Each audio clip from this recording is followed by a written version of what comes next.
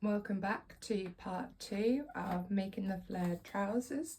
So I've pinned all of my pattern pieces along the fabric, and I'm just going to talk you through piece by piece so you can copy this technique at home.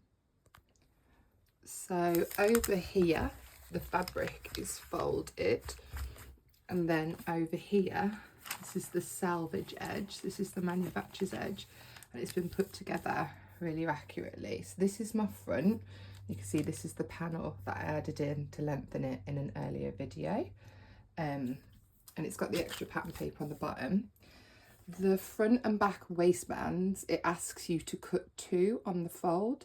So the easiest way to do this is to trace around the pattern piece with a tailor's chalk and mark it out.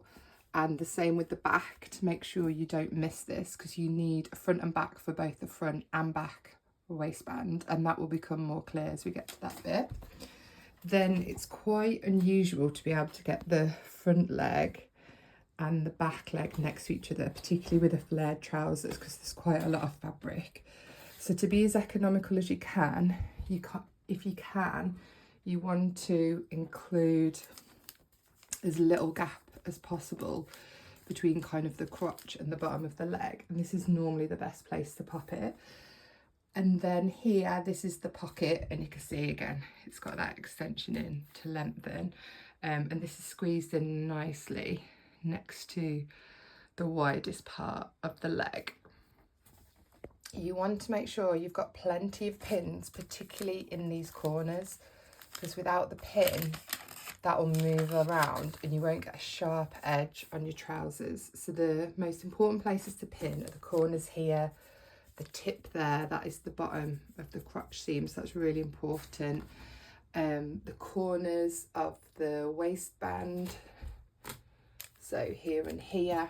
So any point that might be missed, to get an accurate cut as possible, you want to pin it down. So here, right in the corner of the pocket, and here.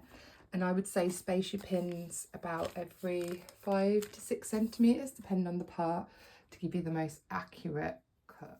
When it comes to cutting, I always think it's best to do a rough cut first. So roughly cut out around the pocket without having too much extra here and having too much fabric waste. This just makes it a little bit easier to cut out accurately.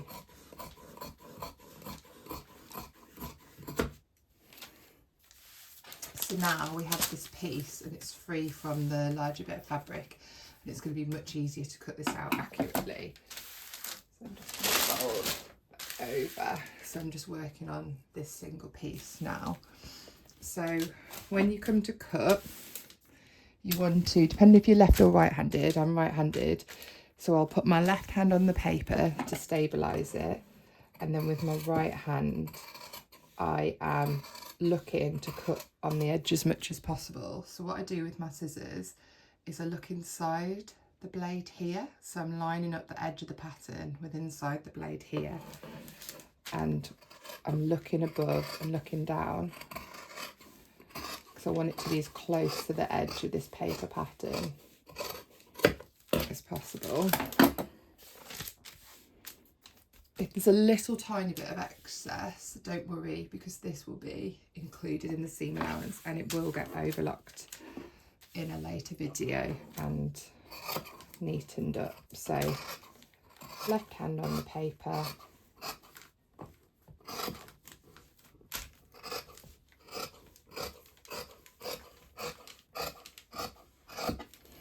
I love that noise of the fabric scissors cutting through fabric.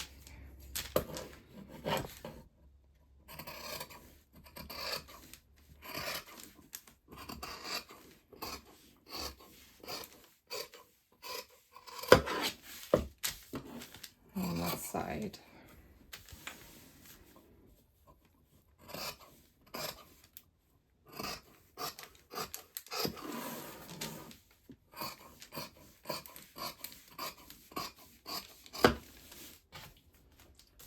Okay, there we go. So that's been really accurately cut out. So I'm going to use that same technique to cut around all my other pattern pieces.